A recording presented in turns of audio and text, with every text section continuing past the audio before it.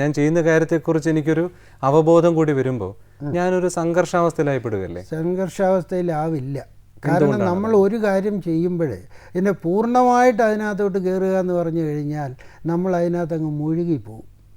അതല്ലേ ശരിക്കും പറയുന്നത്. നമ്മൾ ഇപ്പോൾ ഐൻസ്റ്റൈനെ കുറിച്ചൊക്കെ പറഞ്ഞ അദ്ദേഹം ഫിസിക്സ് ചെയ്യുമ്പോൾ അദ്ദേഹത്തിന് അത് മാത്രമായിരുന്നു, അതായിരുന്നു അദ്ദേഹം ധ്യാനം എന്ന് പറയാറുണ്ടല്ലോ. അതെ, പക്ഷേ ആ ധ്യാനത്തിനകത്ത് അങ്ങോട്ട് മുഴുകിപ്പോയി കഴിഞ്ഞാൽ അത് കുറച്ച് പ്രശ്നം ഉണ്ടാക്കും. വസ്തുതയായിട്ട് കാണാനൊക്കത്തില്ല.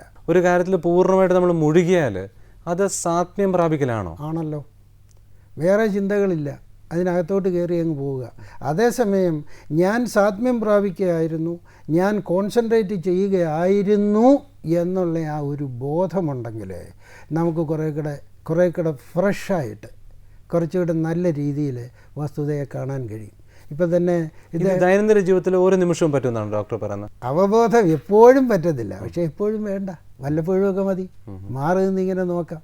ഇപ്പം ഞാൻ ഈ ആക്ടിങ്ങിനെ പറ്റി പഠിച്ചിട്ടുള്ളിടത്ത് നമ്മളൊരു റോൾ ആക്ട് ചെയ്യുകയാണെങ്കിൽ തന്നെയും സംഭാഷണമൊക്കെ പറഞ്ഞ് കഴിഞ്ഞതിന് ശേഷവും മറ്റേ ആൾ ഇങ്ങോട്ട് എന്തെങ്കിലും പറയുന്ന ഇടയ്ക്ക് വെച്ച് എടാ നീ ആ ക്യാരക്ടർ അല്ല കേട്ടോ, യു ആർ മാത്യു എന്നൊരു അവബോധം കൂടെ ഉണ്ടെങ്കിൽ സംഗതി കുറേ കൂടെ വ്യക്തമായി ആ ക്യാരക്ടറിനെ തന്നെ നമുക്ക് വേണ്ടവണ്ണം മാനേജ് ചെയ്യാം. അതിനൊരു പ്രത്യേക രീതി പറയുകയാണെങ്കിൽ ലൈഫ് എന്നൊരു വാക്കില്ലേ, ലൈഫ് എന്നുള്ളതിന് മലയാളം എന്തുവാ? നമ്മുടെ ജീവിതം എന്ന് പറയും. ജീവിതം എന്ന് പറയും. അതേസമയം ജീവൻ എന്നുള്ളതിൻ്റെ ഇംഗ്ലീഷോ? ലൈഫ് എനർജി എന്ന് പറയാൻ പറ്റില്ല, ലൈഫ് തന്നെയാണ്. അപ്പം ലൈഫ് എന്നുള്ളതിന് ജീവശക്തി എന്നും പിന്നെ ജീവിത സന്ദർഭങ്ങളെന്നും, ജീവിത സന്ദർഭങ്ങളെയാണ് നമ്മൾ ഈ ജീവിതം എന്ന് പറയുന്നത്.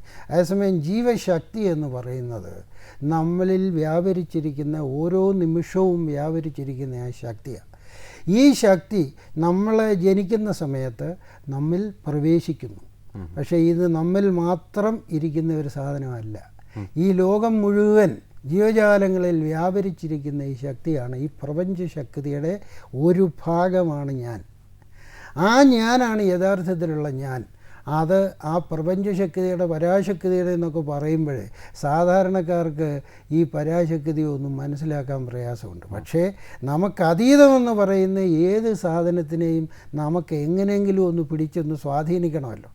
അതിനുവേണ്ടി മനുഷ്യരെന്താ ചെയ്യുന്നതെന്ന് പറഞ്ഞാൽ മനുഷ്യരൂപത്തിൽ ഈ പരാശക്തിയെ പല രീതിയിലുണ്ടാകും.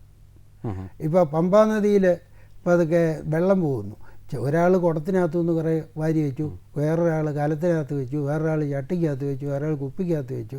ഇതിനകത്തൊക്കെ എല്ലാം വെള്ളമെല്ലാം ഒന്ന് തന്നെയാണ്. പക്ഷേ ഈ പാത്രത്തിൻ്റെ ഷേപ്പാണ് വെള്ളത്തിൻ്റേതെന്നുള്ള ഒരു തെറ്റിദ്ധാരണ വെച്ചുകൊണ്ട് പോകുന്നത് പോലെയാണ് ഈ വ്യക്തിപരമായിട്ട് ദൈവത്തെ സൃഷ്ടിച്ചെടുക്കുന്നത്.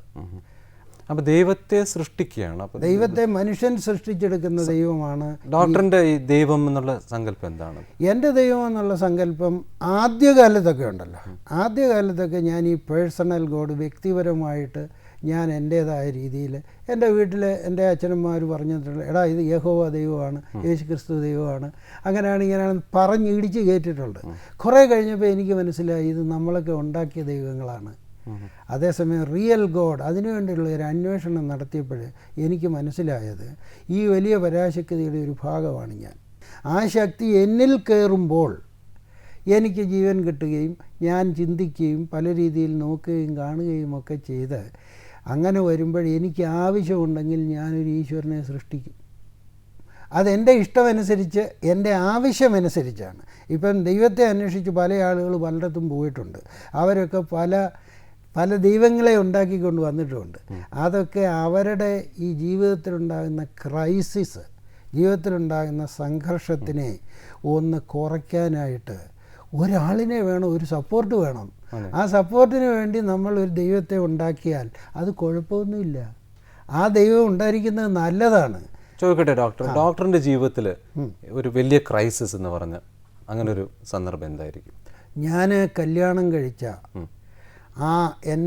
എൻ്റെ ആ പ്രഥമ രാത്രിയിൽ എനിക്കൊരു ക്രൈസിസ് ഉണ്ടായിട്ടുണ്ട്. എന്താണ്? ഞാൻ പറയാം. ഈ ഞാൻ ഭാര്യയുമായിട്ട് ഇങ്ങനെ സംസാരിച്ച് വരുന്ന കൂട്ടത്തിൽ എന്നോട് വൈഫ് പറഞ്ഞു, നേരത്തെ കേട്ടിട്ടുണ്ടോ എന്നറിയില്ല, എൻ്റെ കണ്ണിന് കുറേയേറെ ഡിഫക്റ്റ് ഉണ്ട്, എനിക്ക് രാത്രിയിൽ കാണാൻ പറ്റത്തില്ല എന്ന് പറഞ്ഞു. അപ്പം എനിക്കതൊരു ഭയങ്കര ഷോക്കാണ്. എൻ്റെ ഭാര്യ ഒരു അറേഞ്ച്ഡ് മാരേജാണ്. അറേഞ്ച്ഡ് മാരേജാണ്. എന്നാൽ അതിൻ്റെ ഒരു രസകരമായ വസ്തുത എന്താണെന്ന് പറഞ്ഞാൽ എൻ്റെ അമ്മാച്ചന്മാർക്ക് പോലും പെണ്ണ് കാണാൻ ഞാൻ പോയിട്ടുണ്ട്. എന്നെ വിളിച്ചുകൊണ്ട് പോകുമായിരുന്നു. അവിടെ ചെന്ന് പെണ്ണിൻ്റെ ഇതിനു മുമ്പ് ഡോക്ടർ ഈ ഭാര്യയാകാൻ പോകുന്ന ആളെ കണ്ടിട്ടില്ല. ആളിനെ ഞാൻ എങ്ങാണ്ട് എൻ്റെ ജൂനിയറായിട്ട് പഠിച്ചതാണ്, പക്ഷേ ഞാൻ അവിടെ കണ്ടിട്ടൊന്നുമില്ല. അപ്പോൾ ആദ്യ രാത്രിയിലാണ് ഇത് അറിയുന്നത്. ആദ്യ രാത്രിയിലാണ് ഇത് അറിയുന്നത്. അന്ന് ഞാൻ വിശ്വസിക്കുന്ന ഈശ്വരനാണ് എന്നെ അതിനകത്ത് ഒന്ന് രക്ഷപ്പെടുത്താൻ ശ്രമിച്ചത്. അപ്പം ഞാൻ എൻ്റെ ദൈവമേ എന്നിങ്ങനെ ഞാൻ വിളിച്ചപ്പോഴേ ആ ദൈവം ആയിട്ട് എന്നോട് പറഞ്ഞ ഒരു വാചകം അതാണ്, എടാ നിന്നെ ഞാൻ ഇത്രമാത്രം സ്നേഹിക്കുന്നു, വിശ്വസിക്കുന്നു, ഈ പെണ്ണിനൊരു ജീവിതം കൊടുക്കാൻ നിന്നെയാണ് ഞാൻ തിരഞ്ഞെടുത്തത്, വൈ കാണ്ട് യു സ്റ്റാർട്ട് എന്ന് എൻ്റെ മനസ്സെന്നോട് പറഞ്ഞായിരിക്കും, ഈശ്വരൻ പറഞ്ഞായിരിക്കും. എന്താണെങ്കിലും എനിക്കതൊരു വലിയ റെസ്പോൺസിബിലിറ്റി ആയിട്ട് ഒരു ചാലഞ്ചായിട്ടും തോന്നി. ഡോക്ടറിൻ്റെ മനസ്സിനെ ആകെ തകർത്ത് കളഞ്ഞൊരു ഒരു ഒരു നിമിഷമായിരുന്നു. ഭർത്താവെന്ന് പറയുന്ന ആ റോളുണ്ടല്ലോ, ആ റോള് വേണമെങ്കിൽ വിഷമിക്കും.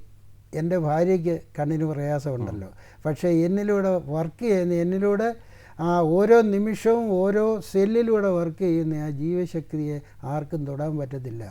അതുകൊണ്ടാണ് ശ്രീകൃഷ്ണൻ പറഞ്ഞത് കൊല്ലാനും പറ്റില്ല, ചാവാനും പറ്റില്ല, ഇതിങ്ങനെ മുന്നോട്ട് പോകുന്ന ഒരു രീതി. അതെനിക്ക് വളരെ കൺവിൻസിങ് ആയിട്ട് തോന്നിയിട്ടുള്ളൂ. ഡോക്ടറിൻ്റെ ഒരു വിശ്വാസം, ഫെയ്ത്താണ്. അങ്ങനെയുള്ള ഒരു രീതിയിൽ കൂടെ ഒരു ഈശ്വരനെ ഞാനിങ്ങനെ കണ്ടു പോയെങ്കിലും ഇടയ്ക്കിടയ്ക്ക് ഈ ഈശ്വരന്മാരെ പല ഈശ്വരന്മാരും അവരവരുണ്ടാക്കിയ ഈശ്വരനാണ് എന്ന് മനസ്സിലാക്കുകയും അങ്ങനത്തെ ഈശ്വരന് വേണ്ടി സഹസൃഷ്ടാക്കളോട് അടിയുണ്ടാക്കുകയും ചെയ്യുമ്പോൾ ഞാൻ ഉള്ളിൽ ചിരിക്കും. അതിൻ്റെ പേരാണ് ഒരു ഇൻറ്റേർണൽ സ്മൈലാണ്, അന്തർഹാസം എന്ന് നമ്മുടെ ഭാരതീയ ആചാര്യന്മാർ പറയുന്നതാണ്.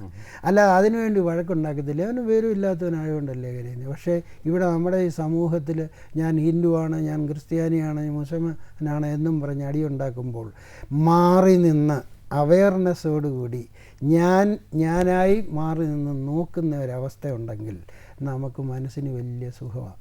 ഒരുമാതിരിപ്പെട്ട ക്രൈസിസ് മുഴുവൻ എടുത്ത് ദൂരെ കളയാൻ കഴിയും.